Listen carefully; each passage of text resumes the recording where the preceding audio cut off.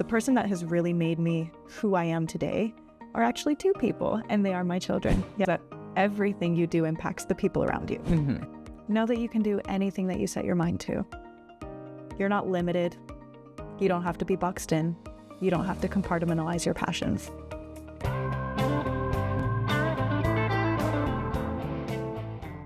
Okay, let's start with what's your most recent idea you've been working on? Oh God, I have 3 different things running in parallel right now. So right now I'm working with 2 different companies. I'm working on a strategy document for one. I am working with another in a capacity of like a brand campaign for marketing. So that's already kind of running on automatic. But I'm also partaking in inspections. And so I have built a full back end for my own campaign management. I have built a full back end for my clients. And then I've also built a full inspection app for the particular inspections that I'm doing. Okay, so tell me what brought you to America, like how your journey in America started. Oh, this is actually a really cool story. So my mom was an OBGYN in Venezuela. And she came to the US just to source an ultrasound machine for the project that she was doing. And when she got here, she had sourced the ultrasound machine, and she called back for them to wire the funds. And they told her, there's no more fund. The government has taken it. And this was a national fund that was dedicated to hospitals. That's crazy. And that's when she decided to stay. She saw the writing on the wall from that moment, and she was like, no, this is going super downhill. If the government is already being this corrupt, it's just not going to work out. So, it was a huge risk for her. And how old? I was 3. You were 3? I was 3. That's crazy. Yeah, and she was 51. Yeah. Okay. Yeah, she had me pretty late. Yeah, but hey, I feel like it's most of our dream is to be here, and I'm glad you got here when you were 3 years old, because then it was easier for you to relate with the culture here, to understand the schooling system and all of that. Yeah, it's all I know. Like that worked out for you. If I have to ask you who shaped you as a person, like who has the most impact on your life, who would you name? And honestly, I think it's my children. I would have first said my mother when I was younger. Then I may have said my fiance or my husband. But in reality, the person that has really made me who I am today are actually 2 people, and they are my children. Yeah. And how is the motherhood changed your life?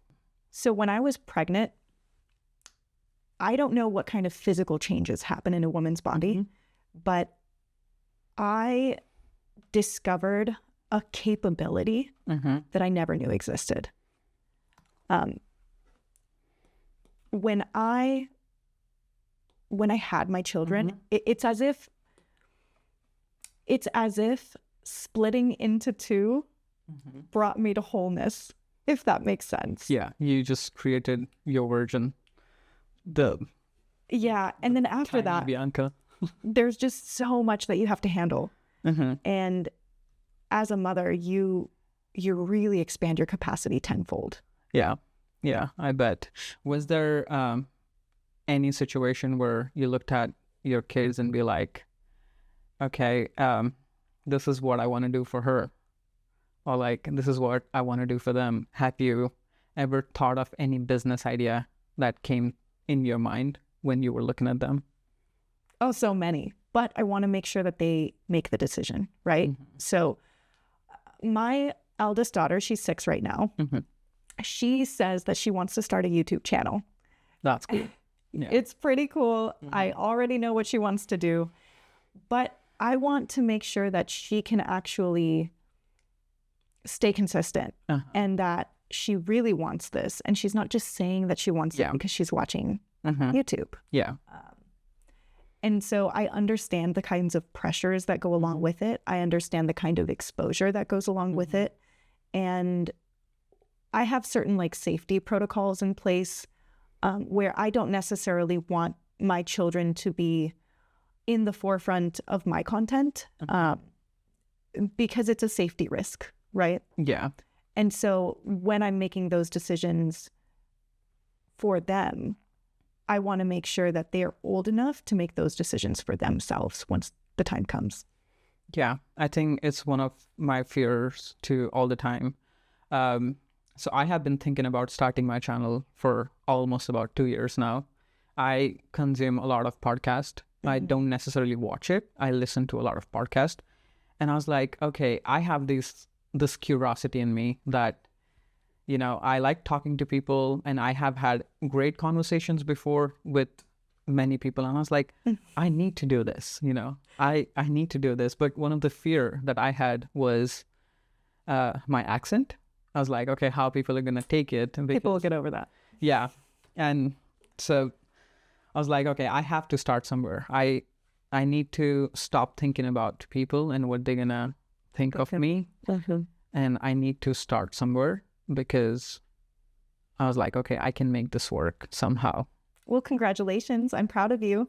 Thank you so much. And thank you for being here as my first guest. I know you did not even ask me any question when I asked you, would you like to be on the podcast? You never even asked me how many followers do I have, you know, or anything. I was like, okay, she has a big heart. I care about my friends. Yeah.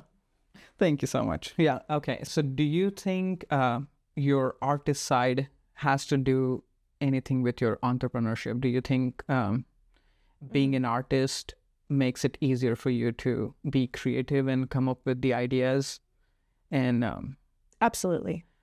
Yeah. So I think being an artist actually made a huge difference in entrepreneurship, because I don't come to situations, or I don't come at situations with a predefined notion or plan. I have out of the box ideas, and then I figure out how to make that possible. So it's almost like turning the impossible to a possibility, and that's what makes it so fun. Yeah. And then, so whenever you come up with the idea, let's say you discover a problem, you're like, okay, this is the problem. This can be my idea. What's your next step? Like, how do you move from there? Like, how does that idea turns into your potential business? Well, first I do research. It's not only like interviews with people who are having the problem, or, you know, myself who might be having the problem. If it's myself, then I know the ins and outs of it. Yeah. If it's somebody else, then I really have to understand very, very deeply what they need. Because in development, you might have a great idea and it might be wonderful, but it's more abstract. And when you are creating UIs and when you're interacting with technology, you don't realize that there will be things missing that you don't think of until you actually get into development. And these are like tiny little minute details, like the back button for this one feature that you need to, you know, or the edit, because this needs to be edited and now I can't edit it, right? Yeah. These are so small and you don't really think about it.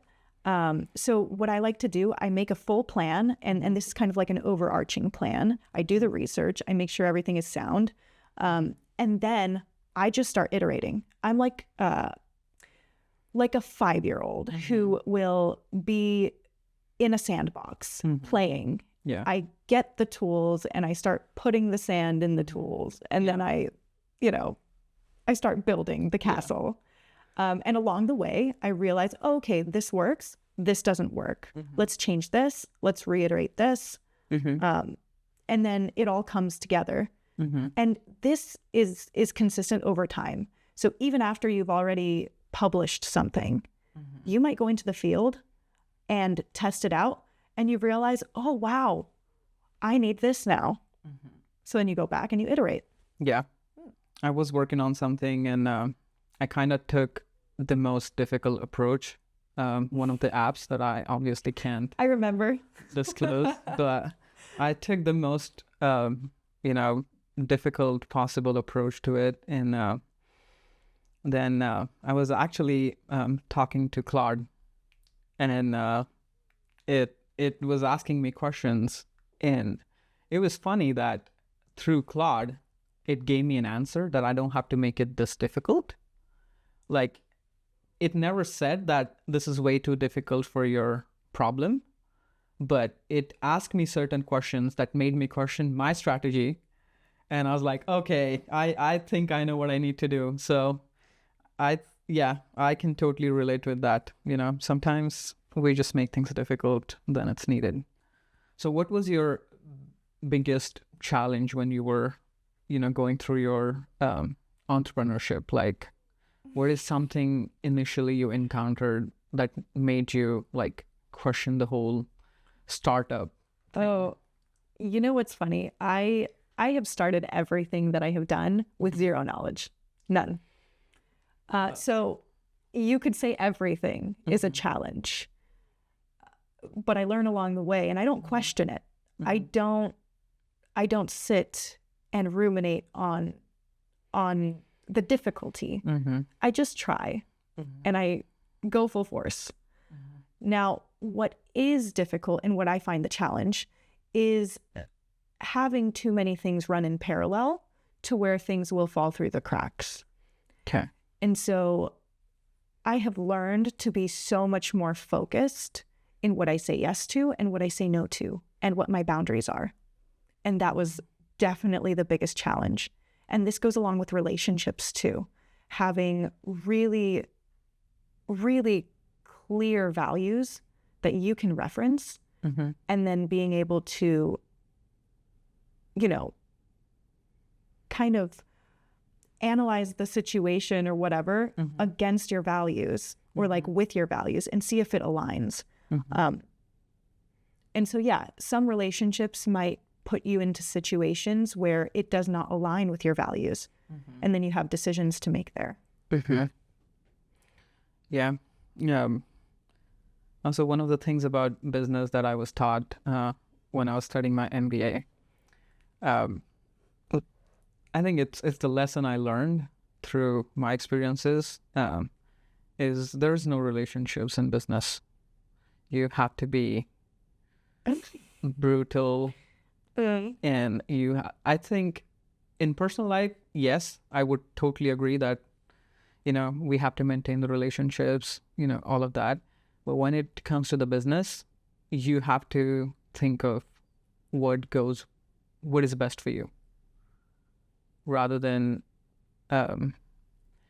it's brutal. You mean what's best for the business? Yes, what's best for the business, and not what's best for you. Yes, but also what's best for you. Yes, like, so since you're an entrepreneur, and also what's best for all of the relationships that you're holding. Yes, it is actually quite complicated. Yeah, so it's not you know what I'm talking about. Yeah, I know what you're talking about. It's more like getting your things done without like by least hurting people around you, or by least, like, it should not impact the people around you, but at the same time you have to get your job done.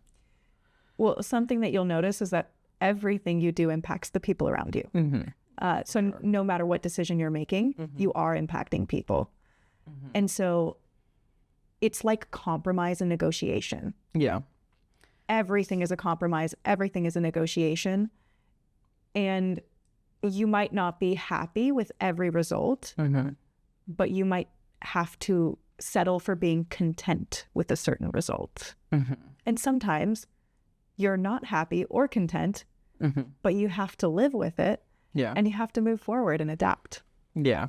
And that's not my favorite part, but it's part of life. It is what it is. Yeah. It's like making mistakes. Yeah. Like, it's just a part of human nature. Yeah. It's just a part of life. It's okay. Yeah. And so when things get overwhelming for you, like, for example, if you feel frustrated, I'm sure that has to be every day at some point. during some days of the month. How do you handle those situations? Like, how do you calm yourself down? Do you, I know you do a lot of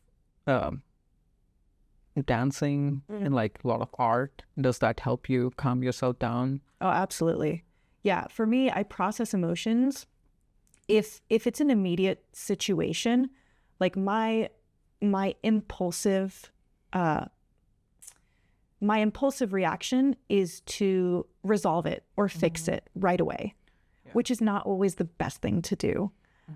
So I have learned, or I am learning, I'm continuously learning to stop, pause, take a step back, and process my emotions through drawing, through art, or through going to the gym, dancing, working out. Honestly, the gym has been my refuge throughout the last, I want to say like 4 or 5 years, actually my whole life. I love it. Yeah, me too. Yeah. So it's also something that releases a lot of endorphins and something that will help you immensely through anything that you are going through. And it's also like a social network there. So when you make friends there, then, you know, it doubles as like a social activity and workout. And I like to take classes, so it kind of goes hand in hand. Yeah. I feel like gym has changed my life here. And it's mainly because most of my friends that I have are from gym, or, you know, either from my university that I studied at, but most of them are from gym, because I feel like I met people who actually shares the same mindset as me, because fitness is something that's really important to me.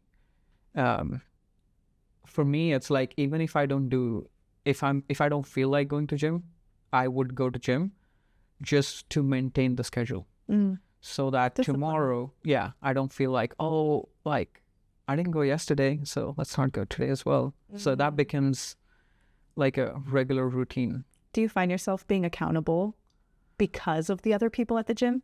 Yeah, sometimes. Yeah.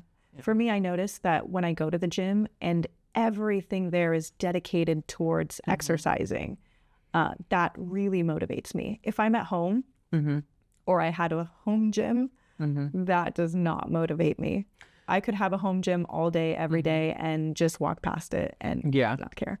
Yeah, I think for me, I used to do a lot of ego lifting when I was a kid. Lifting? Yeah. What is that? So I would see somebody doing squats next to me, and let's say if I'm doing 90 pounds, and if he's doing 150 pounds, I would just try to lift 150 pounds just because the person next to me is lifting 150 pounds. Hope you didn't hurt yourself. Yeah, that's the ego lifting, and most of the people hurt themselves while doing that. And as a kid, I had a lot of energy in me, because I played sports pretty much all my life. I played taekwondo, soccer.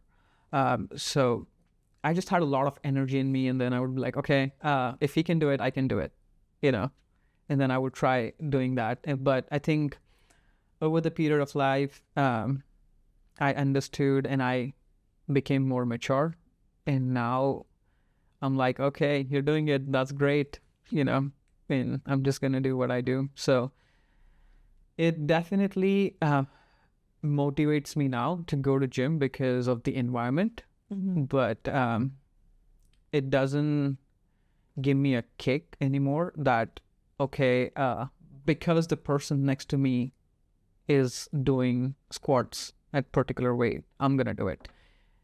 Good. And so it doesn't trigger me anymore, which it took a lot of time to understand that I'm doing that.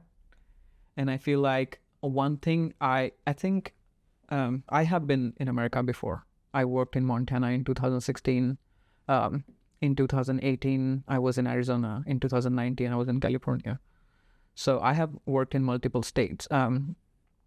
But one thing I really struggled with whole thing being in US is making new friends. And it's finding somebody who shares the same values as me. And I feel like gym is that place, especially in Oklahoma, when making friends is a little bit difficult because of the weather situation. There's not a lot going on, in terms of events and stuff. So I think gym has definitely helped me with that there. Yeah. I love it. Where does your drive actually come from? Like, what makes you keep going? And now, as somebody who is coming up with an idea, I bet you come up with 100 ideas, but it's like, okay, this is the one I want to work on. This is the one. So it's a lot of like trials and failures and everything. So when how do you keep yourself going through it? Yeah, it's my kids. Honestly, ever since I gave birth for the first time, I never quit on anything ever again. It was like this switch where now I need to make sure that they can see follow through. Yeah. That they know what that looks like, that they know that they can do it if they just set their mind to it, even if they've never done it before.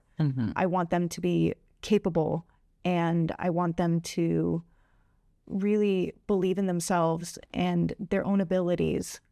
Because when I was growing up, I did lots of things and I did my best at many things, but I did not believe in myself.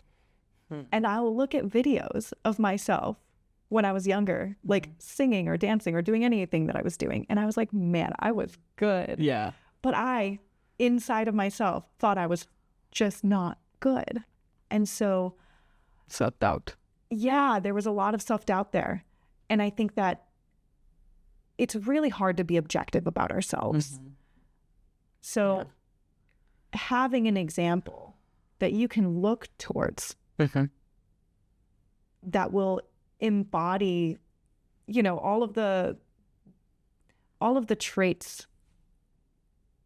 Having an example that will embody what security in yourself looks like is really important for them. Yeah. And follow through is part of that. Discipline is part of that. Grace is part of that. Forgiveness is part of that. Yeah. Okay. If you want your kids to,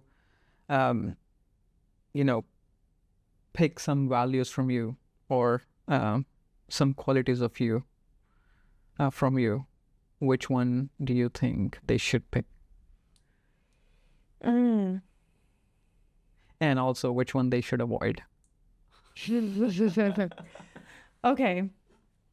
Which ones should they pick? I already know what they have, so it's hard to like say what they should be. I don't want to put any shoulds on their life, but I would say creativity, authenticity. That goes along. In my opinion, they should they should pick the energy from you. And like the enthusiasm. Yeah, the enthusiasm and the hunger to try new things, because I feel like failure is a part of journey, and as long as you're failing, you're doing something and you're heading somewhere that's going to work at some point. Because like I have not seen. Yes. Forgiving yourself. That's what I want for them. I have a daughter who is like really hard on herself because she wants to be the best at something right away the first time she ever tries it. So actually persistence. Persistence is probably the biggest value that I would want them to take. Do you believe in self-talks? Do you talk to yourselves? Oh man. I used to a lot more. When I was younger, so I grew up snowboarding. That was like one of my favorite sports growing up. And I remember when I had a really scary mountain that I was going down, I would like almost sing to myself, like, yeah, I got it. I could do this. like, I did that all the way down. I would be listening to music and just like vibing with it. And so yes, definitely internal self-talk is really important. And I would want for them to have like a positive self-talk instead of one that like beats themselves up. Yeah. You know what I mean? Yeah. Yeah. Yeah. I feel like, especially since I got to Oklahoma, self-talks helped me survive. Because when I got here, I realized that, so I come from Maharashtra, and I realized that there are not many people here who are from Maharashtra, especially at the school where I studied. It was just two of, somebody was from Mumbai and I was from Pune. So, and it was super challenging initially because the first thing I had to do was get used to the education system here. I still remember my first week, there was this assignment due, literally like on the second day. And I had no idea how to even submit the assignment. Like, yeah, we have a portal and all of that, but like, I just wasn't aware of how serious of a deal it is. Like, if you miss your date, it's done deal. And so, yeah, I missed the date. Oh, is it different? Is it different over there? Is it more flexible? Yeah, it is more flexible, and we don't have assignment submissions. It depends on the university, but it's not as strict as America. Yeah, here, time, like being able to be on time to things is really important to people. Yeah, and you want to know what was the assignment? What? Introduce yourself. And I got 0 on that. And it did impacted my score. Oh, that sucks. At the end of the day. Like the easiest assignment. Right? And I had no idea that... Did you go and advocate for yourself? Did you go and tell your teacher, like, yes. Hey, look, I am new here. I didn't know how to submit this assignment. Would I be able to retake it because I need to understand how to do this? Yeah. And can you teach me how to do this so that I can know for the next time? And I emailed my professor and I was like, hey, I'm so sorry. I just got here. And then I have been like trying to settle down myself, finding a job and blah, blah, blah. And she was like, well, that's good. Now you learned what not to do. And I was like, well, so she basically said she's not gonna. So she was like, okay, you can submit your introduction, but I will score only if you need that score at the end. And which I did not. So she never gave me any points on that. And so that was annoying. That was something, yeah. Maybe it was the word choice. Yeah. If you would have blamed it on the system and you trying to input it and it not letting you, like the submit button not working or something, then that might have been. I studied with that professor for 2 years and I don't remember any incidents where she went beyond the deadlines. So she always gave 0 for whoever missed the submissions. Okay, then that's probably like her value, and she wanted to teach that lesson to you guys. Yeah, and so things like that. And I felt so lonely at some point because of all of that. And I think the one thing that really helped me survive was a self-talk. Because I had a pretty decent full-time job back in India. I had 1 master under my belt. So technically, I invited myself here. Like, I chose to do this. Good. It was not like I needed to do this. This was my second master's and it was just completely optional. I chose this. And so it was funny because I was like, okay, there's no way going back because I have spent so much money on my first semester. And then I was like, okay, you're here. You have to do this. There's no way you're going back. Yeah, no plan B. Yeah. So, I had a lot of friends and people, especially some of my American friends who genuinely helped me and get settled down. So I have a funny picture of my apartment room with just my mattress on it that I took in 2023. Oh my gosh, this was so recent. Yeah, so I got here in 2023. 3 years ago. Wow. Yeah. Oh, like freshly. Yes. And wait, and you said that you had been here before. You had worked in Montana for how many years or how long? That was almost 7 or 8 months. And that was your only time in the United States aside from coming back? No. And then I worked in Arizona in 2018. 2019 was in California, and then I moved back. Okay, so you've had a few years like with your accent and to like develop your understanding of the culture a little bit. Okay, good. Yeah. But I feel like the culture in those states is totally different than Oklahoma. Oh yeah, no, every state is a completely different culture. Yeah. And I must say, I absolutely love Oklahoma. Yeah, me and too. the people here are just like incredible. It gave me hope in humanity again. Like it revitalized my own vision of humanity. Yeah. Have you ever done your SWOT analysis? Then do you know what SWOT analysis is? Yeah. Okay, so I'm gonna tell this for our audience. SWOT analysis is strength, weakness, opportunities, and threat. And I think everybody should do their SWOT analysis. And I have done that I have done my SWOT analysis pretty much every month, and it keeps changing, I think. And everybody should do it. So have you done yours? What is your biggest strength? Wait, like a personal SWOT analysis? No. I've done a SWOT analysis for the businesses that I've configured, and I've never done one for myself. So that's actually, but I generally know my strengths and weaknesses. I generally know, I just have not written it down. One thing that helped me a lot with writing it down is we all know our strength and our strengths, but we don't know our weaknesses. Oh, I know my weaknesses. So I started writing them down, and that's when I started accepting them as my weaknesses. And I feel like, personally for me, when I start writing things down, I think better. So I feel like when I started writing them down, it helped a lot for me. So you should try it sometime. Yeah, I'm going to try that. I'm probably going to do that like today or tomorrow. Yeah. It's a good idea.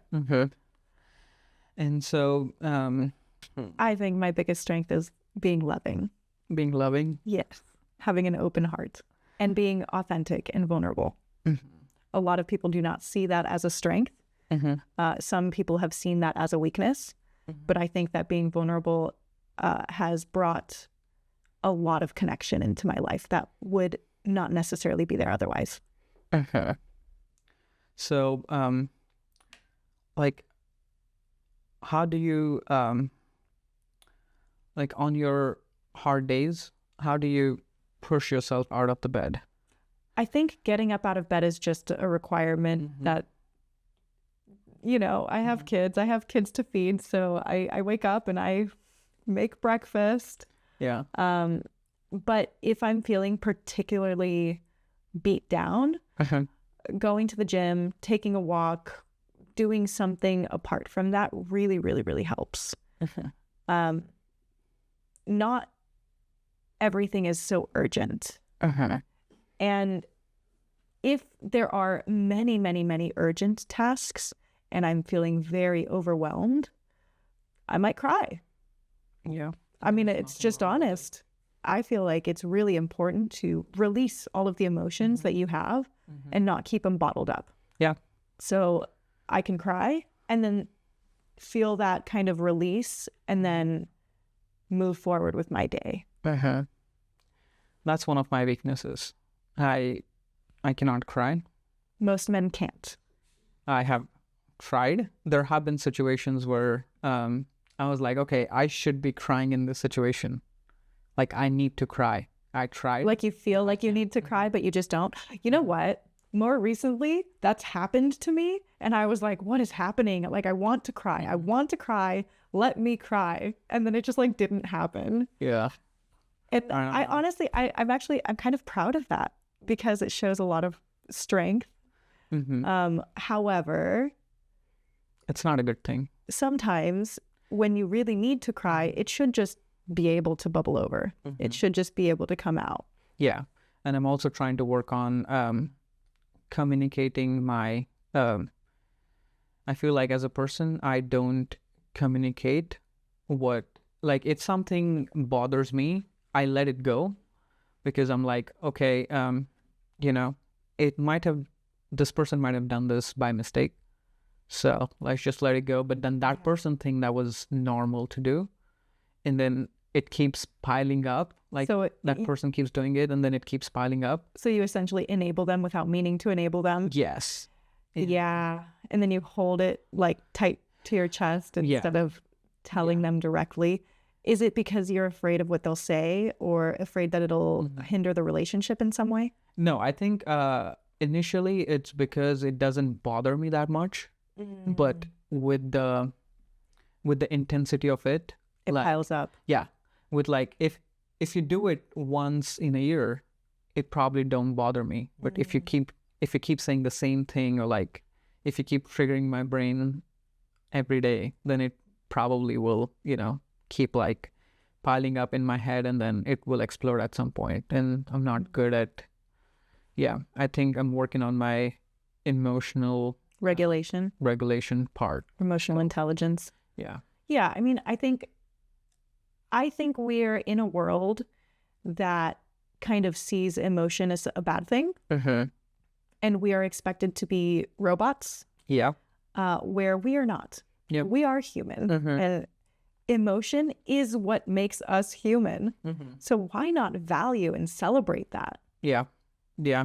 And I feel like that's one of the things I wish as a kid I was taught is I think my culture doesn't let us express our feelings. Also just men in general, right? I'm sure women in your culture get to express their feelings a little bit more. Yeah. Yes, but I feel like the way I grew up or the way I saw people around me, all the men's were like always chasing life. They were like, okay, for example, my dad, he always thought about, okay, how can I make my kids' life better? And which is a great thing. I think as a dad, I will do the same thing. But at the same time, I wish he should have given some time for himself. Like he was a lot invested in making our lives better that he forgot about his life. And are you a parent yet? No. It's something you won't understand until you do. Okay. Yeah. But I feel like even when I become a parent in future, I want my kids to have the best life possible, and I want to give my 1000% towards it. But I don't want to, I want to live for myself as well. And you can do both. Yeah. And that's what I want to try. I think it's not either or. Yeah. It's and. And I want to find that balance. I have one of my mentors. He is in India. He's one of my inspirations because he literally worked on his business. So he started his business during COVID. And he recently sold his business. He's one of the successful entrepreneurs I ever talked to. But apart from his entrepreneur side, he's the perfect dad. He has a daughter, and I'm telling you, he sold his business because he wanted to spend more time with his daughter. And I feel like that's something I probably can do because as a human, we don't know where to stop. And I have a mad respect for him because he knows where to stop. And it's not easy. Well, he knew his priorities. Yes. And he also knew his priorities. He also figured out that, okay, I need to, this is the age my daughter needs me to have the qualities that I want her to have. And he chose her over, everything else, which I think is amazing. And I feel blessed that I'm surrounded with the people like that, and they're always there for me whenever I need them. So, yeah. Okay, if you have to tell a world one thing, what would you tell? If I have to tell the world something, know that you can do anything that you set your mind to. You're not limited. You don't have to be boxed in. You don't have to compartmentalize your passions. Do you have I know you work with a lot of people in India every day. So was there any special memory you have with them, or I'm asking this because I know like many of my friends work for companies in America, and if you want to give them a message that can help them get better as a human, or so what would you tell them? Gosh, I honestly, I have one idea that keeps coming to my mind, and I don't know if I want to bring it up because it's very sad. What is it? Okay, so when I was working with my previous team, one of the members was very young. He was about 23 years old, and he passed away from a motorcycle accident. And I saw their whole team come together even while they were grieving. And then we all contributed into making a video to honor him for his family. And I think that was really, really, really beautiful. And I would hope that every team has a heart like that. That everyone who's working together sees each other almost as family. Yeah. Because when you are working with people every single day, you get really close to them. Yeah. Yeah.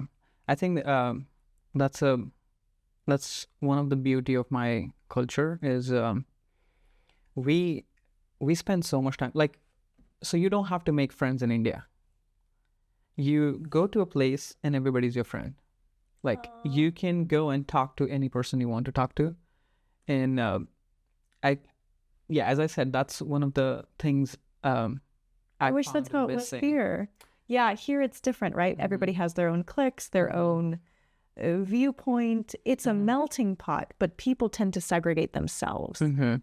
And I think people here are more concerned about how people will see them, or like approach they approach situation differently. Like, for example, even I initially when I got here, I kind of struggled making friends. Like, I was shocked. Like, I was like, I never thought that I would be in this situation ever in my life, because I never struggled making friends. But I think that's the really, like, that's a unique thing about India, because I worked in both worlds. Like, I worked in India as well, and I worked in US.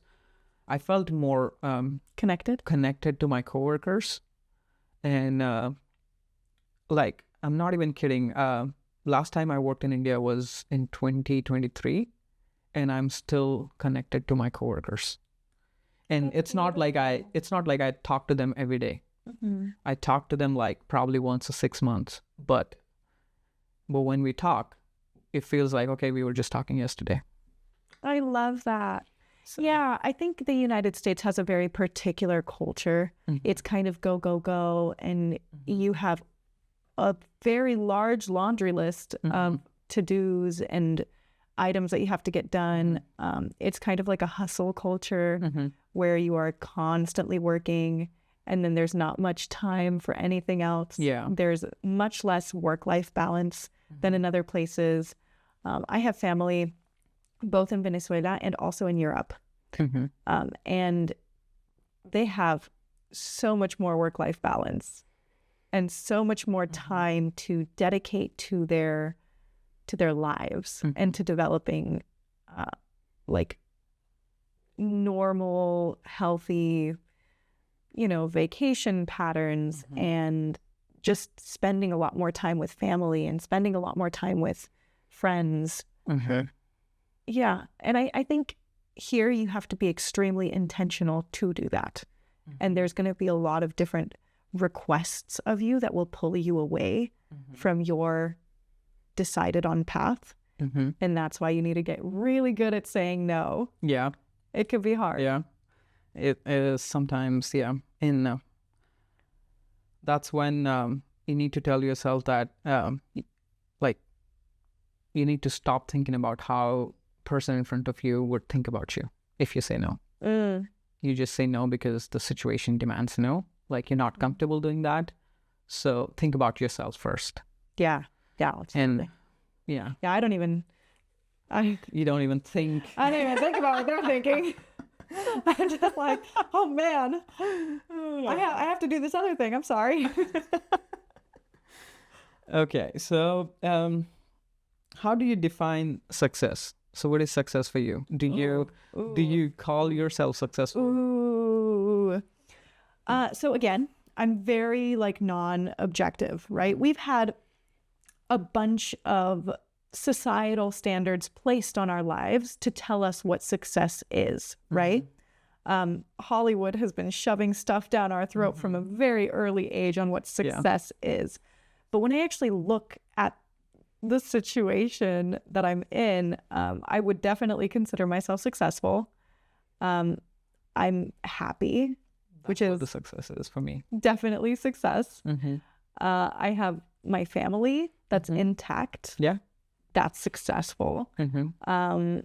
We have, a home to live in, and we are, I'm able to design my life. Yeah. And I think that is what success is. I'm configuring, or I'm designing or sculpting my life in a way to where I have freedom of time, freedom of decision, freedom of the pursuit of happiness, freedom of, food choices, and just ultimate freedom. I think that's probably one of my biggest values. And so actually going through a lot of the stuff that I went through, I saw what it was like to become a slave. Yeah. And I now really understand what I want a lot better than I used to. Yeah. Yeah. Having that mental understanding of what is good for you and what is not is also plays an important part. Yeah. And I think for me, also freedom of travel, freedom of financial freedom, or freedom of travel. Okay. Freedom of travel, freedom or financial freedom. Okay. Freedom of travel and financial freedom are also super important. Yeah. My life goal is I want to get rich enough where I can look at things and I can be like, okay, I don't have to think about my budget to make this purchase. Yeah, same. Like, I don't want to be a billionaire or anything.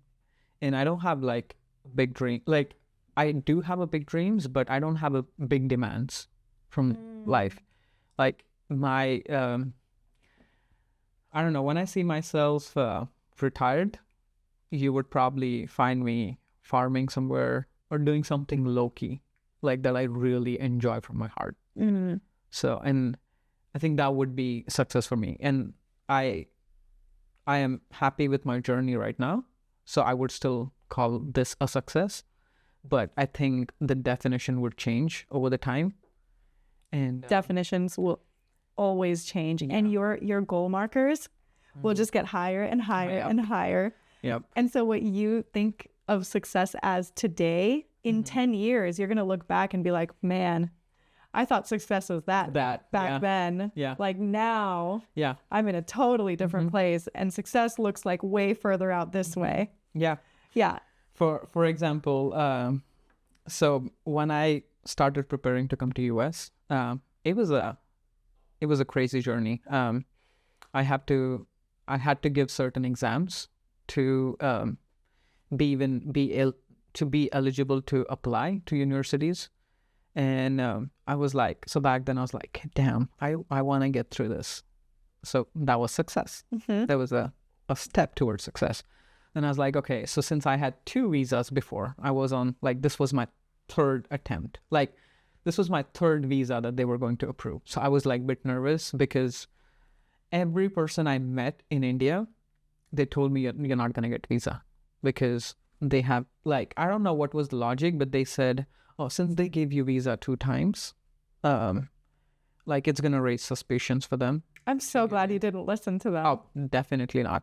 Yeah. And also, one of the craziest stories, I did my undergrad in hospitality management. So I worked in kitchens. Oh. Yes. Wait, hospitality management and kitchens? Yes. I didn't pair those two. I thought of like hotels. Yes, hotels. But I thought of management for hotels at large, not like just the kitchen. Oh, you choose specializations. Oh. So I chose culinary. So all these different states that I worked in was in kitchen. Wow. And so nobody ever even thought that I would do my master's in business analytics because it's a totally different world. Yeah. And everybody thought it's going to be way difficult for me because you need to have like certain software knowledge like SQL, Power BI, Python. And nobody ever saw that one coming from me. But that's okay. Reinvention is just also part of life. Yeah. Like, I'm sure nobody expected anything from what I was doing. I was an artist. Like, I was just an artist, free spirit. Yeah. Singing, dancing, having fun. And then now I'm in business and tech. Like, anything is possible. Yeah. And another great thing I like about America is, so when I moved from my hospitality world and I tried to get a job into different fields, so like I did my MBA in marketing, and I remember going for interviews at different companies. Like I interviewed at some of the biggest companies, and I was interviewed for 90 minutes for this one company. And for 90 minutes, they kept asking me one question: why did you switch from hospitality to here? For 90 minutes. I was sweating. It was an online interview. Wait, so it was like one question over and over? Yes. Why? He was like, I'm not convinced yet with your answer. He was like, at some point, he was like... what was your answer? Like, I kept telling him that... so back in India, I was told that I can't say that I don't enjoy this anymore. And which is why... Oh, no, you need to be honest here. Yes. You need to be honest. You need to be like, man, hospitality was great, but I took an interest in business analytics. I thought it was way cooler, and I was a little bit overwhelmed with the hospitality. I was feeling like a switch would be necessary. Yeah, this was during my MBA, not during my business analytics. Oh, okay. But this was back in India, and this excited me so much more. I had... That's all you need to say. I had like... I gave what do you mean? What'd you say? I kept telling them that I felt like my skill set would be more compatible with marketing because I was good with communication and all. And I was told by my mentors that do not say that you don't enjoy this anymore because that doesn't give them a right impression. That's fine. You can spin it in a different way. It doesn't have to be, I don't enjoy this anymore. It could be,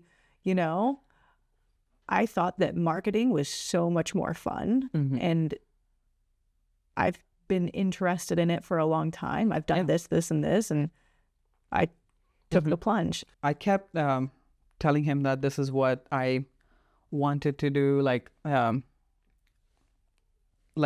felt like... So why wasn't he convinced?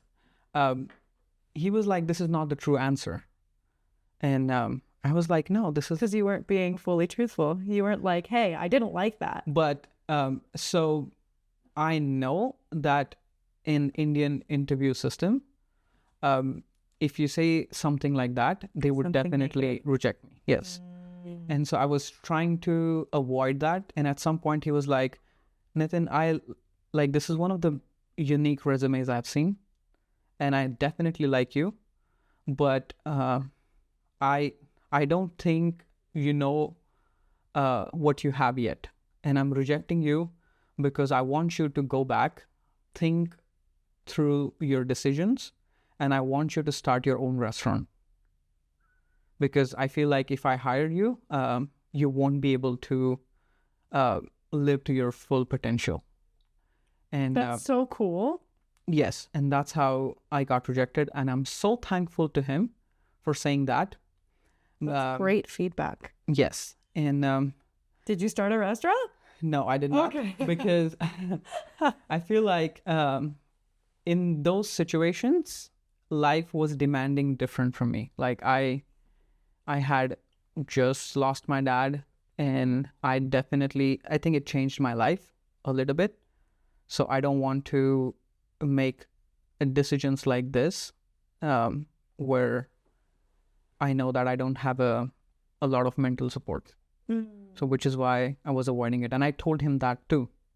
But he still rejected me, and I'm glad he did, because that changed the whole trajectory of my life. And I'm thankful to him for that. Before we go, do you want to tell people where they can find you if they want to follow? Yes, you can find me on LinkedIn, Bianca Pietersz, on Instagram, Bianca Pietersz, on YouTube, Bianca Pietersz, on TikTok. Don't look for me on TikTok. I only have my fun channel there. But yeah, it's just Bianca Pietersz all across the board. And my last name is spelled differently than you would think. It's Pietersz. Okay. And I'm also going to add her LinkedIn profile in the description. And thank you so much for listening to me. And I hope you guys enjoyed it. If you do, don't forget to like, share, and subscribe. And thank you so much. We both hope that you got a lot of value from it.